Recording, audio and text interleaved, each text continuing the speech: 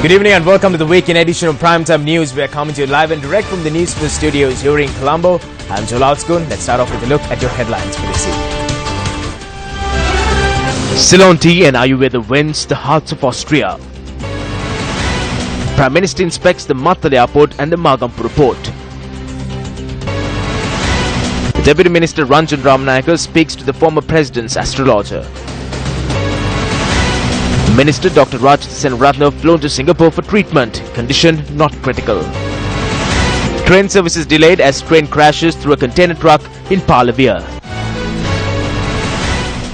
Well, before we take a look at our top story tonight, just a reminder to our viewers that you can follow us on our Twitter handle at Newsfirst..lk and join the conversation by using the hashtags featured on each of our stories tonight.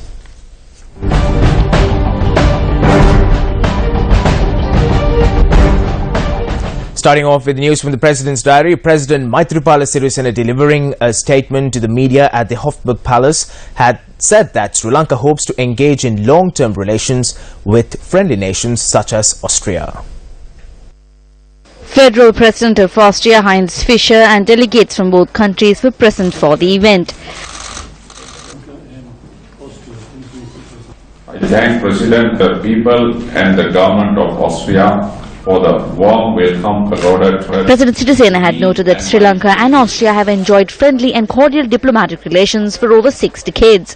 The President had added that during discussions with the Austrian President, the focus was on strengthening bilateral trade and the bilateral high-level exchange and to expand the cooperation in the fields of trade and economic relations, culture, education and sports.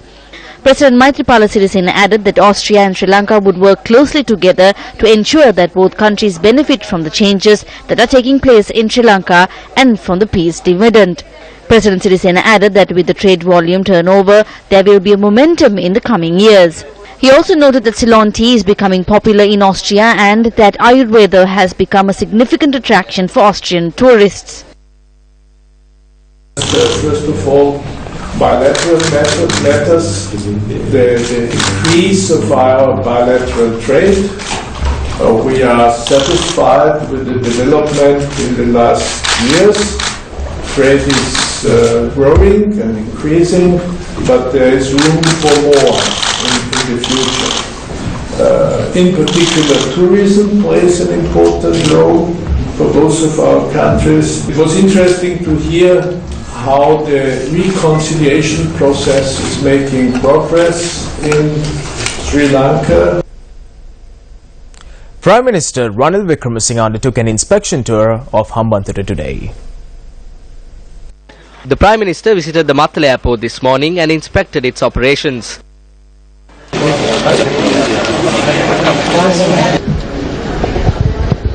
Later, the Prime Minister visited the Hambantota port.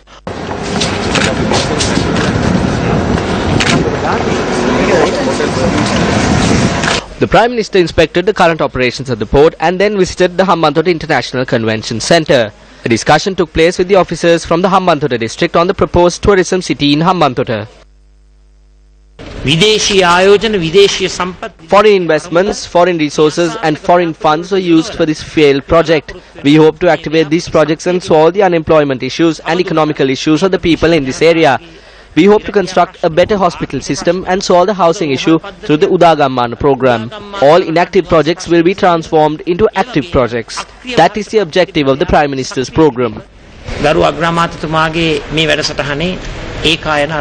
Later, the Prime Minister inspected the Suryababa International Cricket Stadium. The Prime Minister speaking at the event noted that job opportunities will be created, centering the proposed IT village in Hambantota.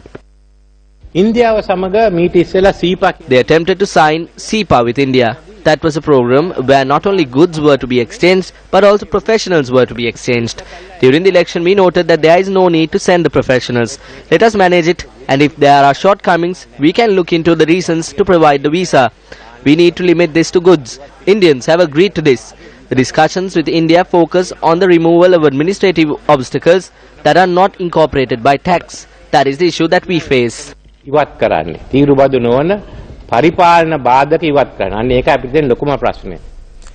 Minister of Social Empowerment and Welfare Ranjan Ramanayake contacted a special person over the telephone during a media briefing today. Deputy Minister Ranjan Ramanayake contacted former President's astrologer Sumanadasa Abegunwaldana via phone and allowed the media to listen into the conversation.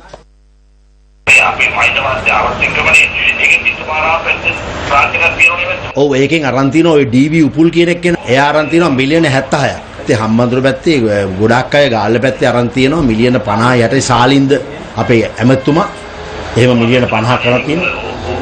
ඉතින් ඔයා මොකද දන්නේ නැහැ නේද ලංකාපුත්‍ර බැංකුවෙන් සල්ලි? මම දන්නවා මේක අර අන්තිමට ඕකේ සභාපති වුණ කෙනෙක් හිටියා ලංකා බැංකුවෙන් ඇවිල්ලා කළා. ඔව්. ඕකේ වටේ මොනවද හරි අකමැත්තෙන් හිටියේ මොකද ඕකේ වැඩ කරන්න බෑ මොකද ඉලෙක්ෂන් ඕඩර්ස් වලට මම දෙන්න ඕන වෙනවා. හිටපු ජනාධිපතිවරයාගේ නක්ෂත්‍ර කටයුතු වෙනුවෙන් සේවය කළ පුද්ගලයෙකුට මිලියන 67ක මුදලක් ණය වශයෙන් ලබා දී ඇත. නෑ ඔයා නෙමෙයි. මැතිතුමා දුන්නු නැගතෙන් තමයි මෙයාට අවුරුදු දෙකකට ඉස්සෙල්ලා යන්න උනේ. ඒකට ඔබතුමාට ජනතාවගේ ස්තුතිය පිරිනැමෙනවා.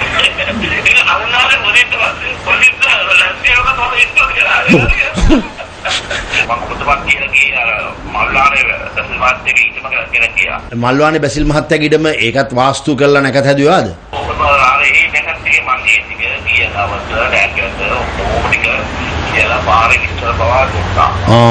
එතකොට ඒ ඉඩම කාගේ නමට තියෙන්නේ? නෑ ඒක අරන් තියෙන මට වෙන්නේ වාගේ මහත්තයා පත්පත් හැටියට.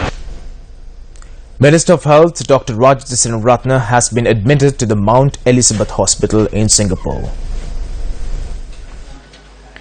Minister Rajendra Sinaratne was admitted to a private hospital in Colombo yesterday after suffering a sudden illness and was flown to Singapore today. A spokesperson for the minister said that the minister is to undergo a number of tests at the hospital. The media unit of the minister adds that the minister is not in critical condition. Politicians representing the opposition engaged in a religious ritual at the Singakulia Ayanayaka Mahadevalaya in Dankoto today. The group that arrived at the Devalaya first made offerings to the gods. The politicians from the opposition then smashed coconuts.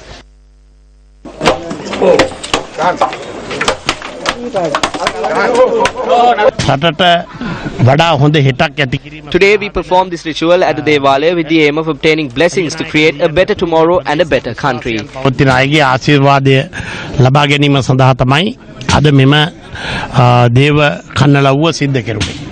Even in history there were persons who were loyal to the nation and were against the nation. When the imperialists invaded the country, there were those who supported the colonizers and those against them. We are in the opposition. This is the only place where we can go to seek the assistance of the gods. We ask them to eradicate this politics marred in jealousy and bring peace to the country for a better tomorrow.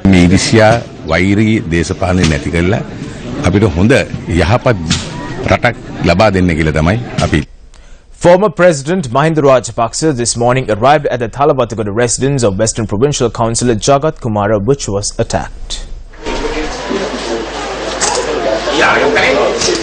A group of opposition representatives from the Sri Lanka Freedom Party and trade union leaders were present.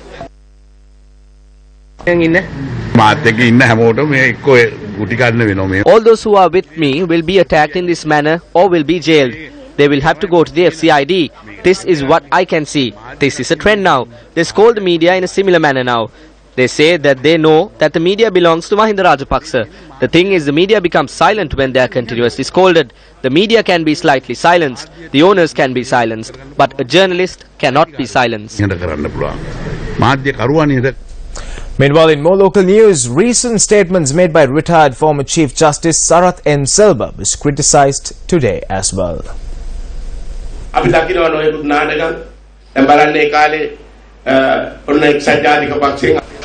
are various dramas taking place. Back then, when there were crossovers to our party from the United National Party, there was a Chief Justice who permitted that. 17 crossed over, citing that the war needs to be won. After the war was won, another group crossed over. We embraced them. What else are we to do? There were ministers and we were in the back. That Chief Justice destroyed the UNP, destroyed the democracy in the country, and made various arbitrary decisions to remove the barricades.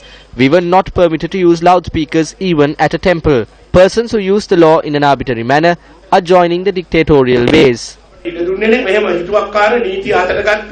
අය අද ඒකාධිපතිවාදයට එකතු වෙන්න හදනවා. ළඟ ජම්මේ හැටි. පසුගිය දිනක සරත් සිල්වා මැතිතුමා මේ කටවරද්දා ගැනීම කළා. Recently, Sarathan Silva made a mistake. He said that Madhuma Bandara is Capitipola's son. I think they use Sarathan Silva as they please. මැතිතුමාත් මේ කණ්ඩෝණු වුණාම කබරයක් තලෝගයා වෙනවා වගේ තත්ත්වයක් තමයි. 90% of those in the joint opposition should be behind bars and not in parliament.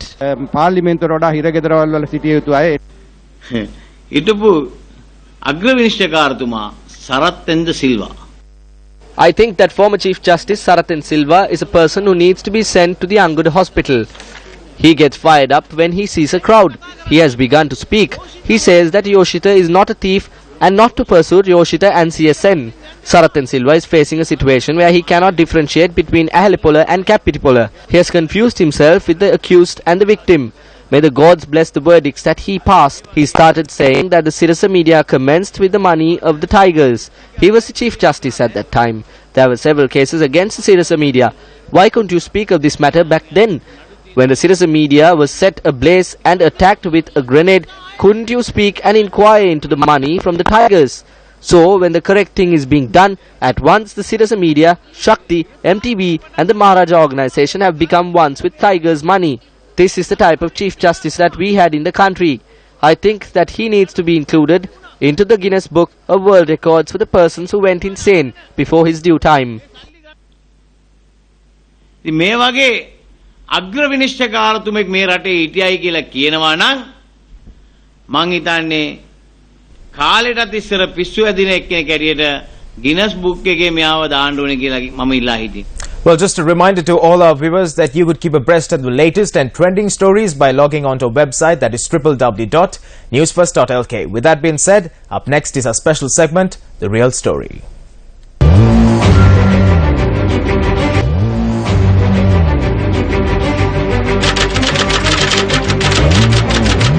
Rohita Begunawardena, MP, former Project Minister of Ports and Highways. Party, Sri Lanka Freedom Party. District, Kalutara District. Election to Parliament in 2001. The Bribery Commission receives complaints on a number of occasions citing that Rohita Begunawardena had acquired property worth of 41.2 million rupees from 2004 to 2006 while he was a minister. When summoned by the Bribery Commission, he requests for more time to provide reasons. On the 8th of January, the Bribery Commission filed a case against Rohita Begunawardena at the Colombo High Court. Rohita Begunawardena ඇමතුමා මේ වාර excuse එකක් හැටියට Minister Rohita Begunawardena has not produced a medical this time as an excuse, mentioning that he was bit by a serpent. I think he is released on bail until the case is to be taken up for hearing in the month of May. The case on the Bribery Commission was not filed by the government of good governance. It was filed by the government led by Mahinda Rajapaksa. If the minister says that the investigations are carried out to take revenge, his leader Mahinda Rajapaksa is the one who is seeking revenge. එක පලිගැනීමක් කියලා මහින්ද රාජපක්ෂ එතුමාගේ නායකයමයි පලි අරන් තියෙන්නේ. Have we forgotten? Smashing coconuts and other rituals of plea are nothing new when it comes to Sri Lankan politics. A ritual of plea held in Dehiyata Kandiya asking for the delayed restructuring of the UMP be expedited. A ritual of plea being held at the Nath Devale in Kandy asking for blessings upon the country for prosperity and putting a stop to the corruption and thievery during the tenure of Mahinda Rajapaksa. Last year too, a ritual of plea was organized by the Southern Province Chief Minister against the attacks and threats launched against UPFA supporters after the presidential election. Back then, coconuts were smashed against Mahinda Rajapaksa and the rule. The coconuts were purchased for these rituals. On the 8th of January last year, we were able to defeat that rule and be victorious over it. Today, the group including Mahinda Rajapaksa are smashing coconuts to remove the incumbent government. However, this group is not purchasing coconuts, but it is stealing coconuts from the government plantations. This is the difference in the same ritual being performed in two different ways. In order to defeat Mahinda Rajapaksa, back then coconuts were purchased and smashed. And today, the group of Mahinda Rajapaksa is stealing coconuts and smashing them. The smashing of coconuts by the opposition was a topic of discussion in the political arena today as well. The people started to ask why the rogues are not being nabbed. They are going in procession and smashing coconuts seeking to abolish these processes, including the FCID. Some are taking a step back as they fear the FCID. If you have not done anything wrong, there is nothing to be afraid of.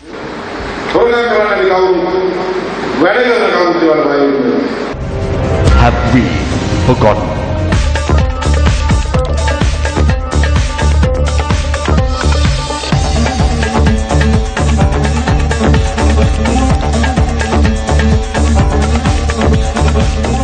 Welcome back to the news. Well, history is considered to be one fascinating subject because when you solve one mystery, it brings about another. News First is on the search of important aspects of early prehistoric Sri Lankan life. The following report is of yet another mysterious aspect on prehistoric Sri Lanka.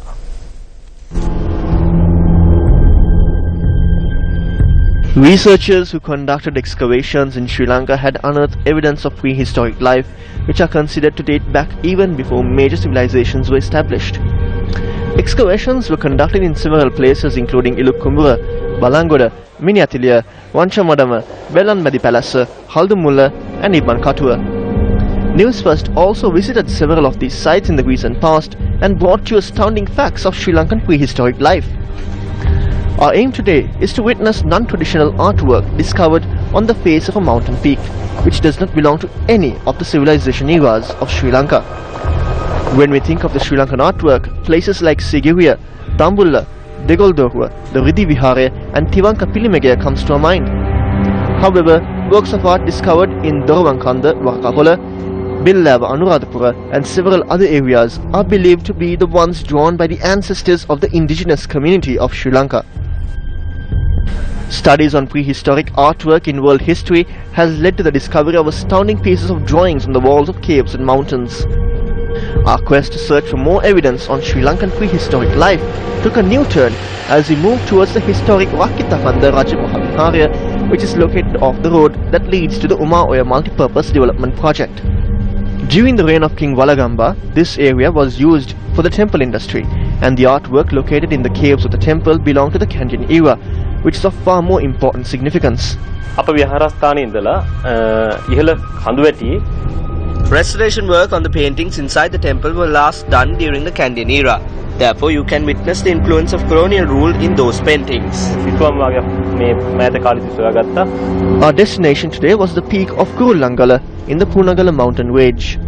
The distance from the temple to our destination was almost 4 kilometers, and it did not take us long to realize that this was not going to be an easy trek. Rakkitakanda or Kurulangala is located on the eastern end of the Central Hills and is unique for its vertical climbs.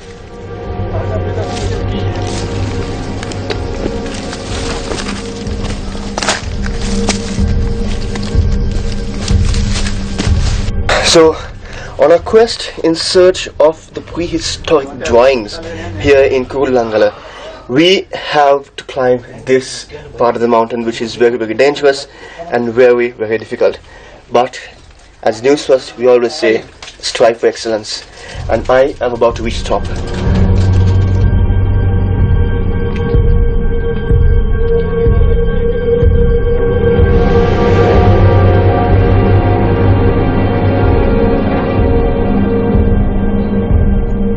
To reach the location where the magnificent work of art never seen before by many, we had to face many obstacles. By simply watching this footage, you would realize how dangerous the journey was, and we urge you not to try this.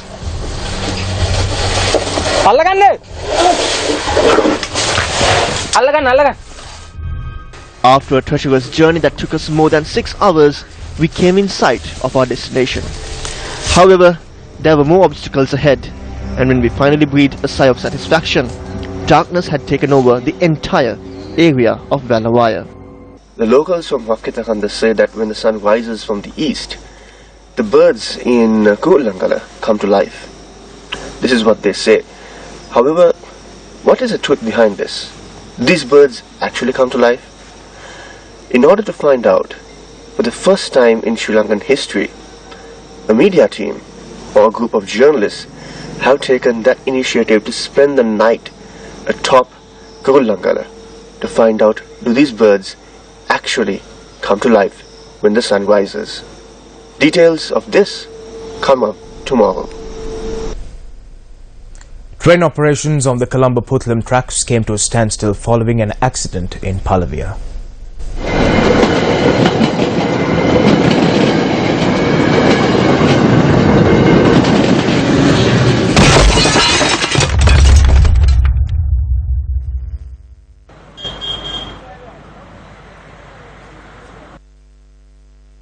A train plying from Colombo to Puttlam crashed through a container truck that entered onto the tracks at a crossing in Nagavillua, Puttlam, at around 8:10 this morning. As the two compartments derailed, the train operator, the assistant, the driver of the container truck and a passenger who suffered shock were admitted to the Puttlam base hospital. Police said that the train and the container truck were badly damaged while operations on the tracks came to a complete standstill. The driver of a tractor died when the tractor toppled and ran over him in Pudukkulama, Mihindalaya. The deceased was a 57-year-old father of 3. The victim met with this tragedy while en route to his Chena cultivation and died while being taken to the hospital. A motorcyclist was killed in an accident that took place in Udugama on the Ambilipitiya-Ratnapura main road. The accident, which occurred around 10:30 this morning, took place when the motorbike crashed onto a rear of a 3-wheeler. The motorcyclist was thrown to the right-hand side of the road upon impact and was run over by a military lorry travelling from Ambilipitiya. The victim was a 30-year-old serviceman. A car crashed onto a tuition class that was located close to the Kiribathavila temple in Baddegama. A former urban commissioner of Galle and 3 family members were travelling in the car at the time of the accident. They were admitted to the Karapiti hospital and among them is a 5-year-old child. A bus transporting garment factory workers veered off the road in Dambuluwana, Ratnapura and fell into the Kalu river off a 15-foot precipice. The driver and 10 garment factory workers who suffered minor injuries were admitted to the Ratnapura hospital. The following is a report from Ambilipitiya, where a student who was placed 9th in the scholarship examination had lost his memory following a motor accident. A felicitation ceremony was held at the President's College in Ambilipitiya for students who obtained high marks in the Grade 5 scholarship examination, including Shashin Kavindu Netmina, who obtained 188 marks for the exam in August 2015. The van Shashin was travelling in when returning home after the ceremony collided with a private bus.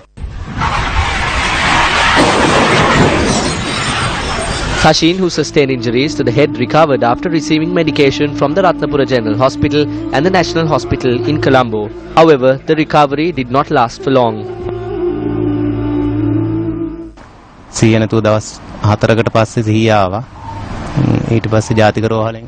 He regained consciousness after 4 days. After he was discharged from the General Hospital, he was again admitted to the Ambilipitiya hospital as he fell sick once again. He has lost his entire memory.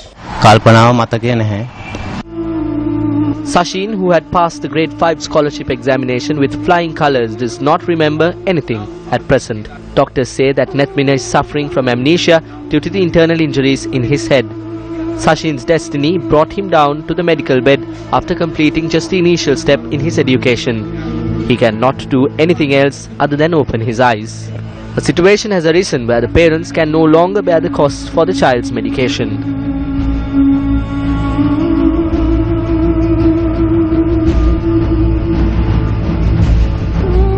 We are earning a living as day laborers. These days I have no way of doing that as well. I have to go to the hospital with my child. I have another child. I cannot look after that child and go to the job as well. Someone help me in any way you can to heal this child. All I want is to make my child feel better.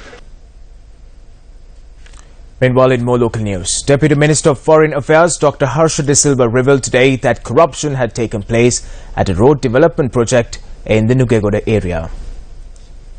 The Deputy Minister raised allegations that 6th lane in the Nugegoda-Rajagiri road was not constructed according to the proper standards. The Deputy Minister expressed views while comparing the samples of a road constructed under proper standards and the 6th lane. They bring in a large machine and turn it around and drill the road. They remove a portion of the road as if it was biscuit. They obtain the signatures of everyone. We watched as they removed a portion of this road. They go and hand this over saying that they got this portion from a certain road. Can they remove a portion of a road in this manner?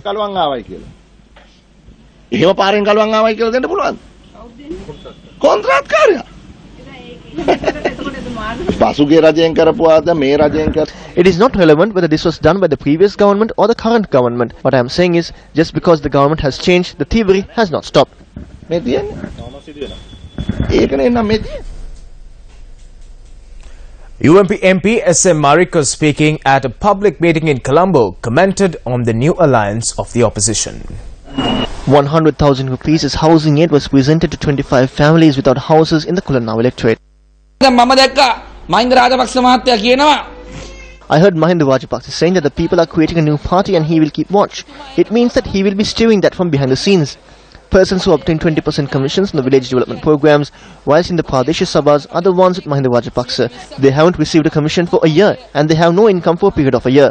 Without understanding this and without relaxing at home and enjoying retirement, they showed such a trend. And they came for the elections. They came twice and were twice defeated. Therefore, if he comes to contest for the third time with the 58 persons who were defeated, he will be politically humiliated. තුන්වෙනි වතාවට දේශපාලන කුජීතෙක් වෙනවා. ඉතින් එතුමා ඉල්ලම් කරනවා නම් අපිට කරන්න දෙයක් නැහැ. Well, the 9th National Scout Jamboree organized by the Sri Lanka Scout Association will commence tomorrow in Jaffna.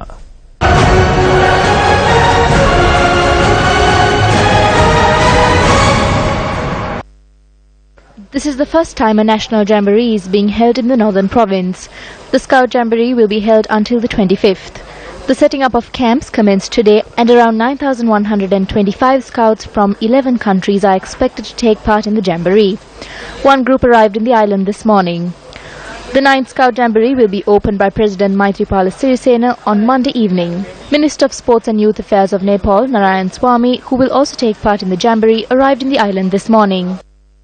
සහෝදරත්වය ඒ වගේම අවබෝධය මේ The theme of the Jamboree is friendship and understanding. We have introduced this theme taking into account the current day activities. I believe that this will be significant to Sri Lanka because around 10,000 scouts will take part in this. This will be the largest educational coordinating event. සම්බන්ධීකරණයක් මේ කෙරෙන්නේ.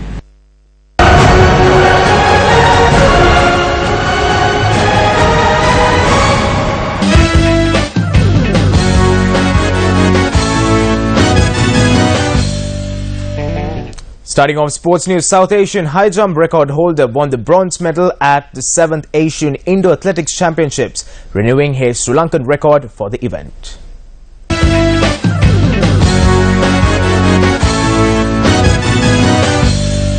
Well, on that note, we wrap up this edition of Primetime News. Thank you very much for stopping by. Have yourself a great evening ahead. For the Newsfirst team, I'm Joel Outsgood. Take care and good night.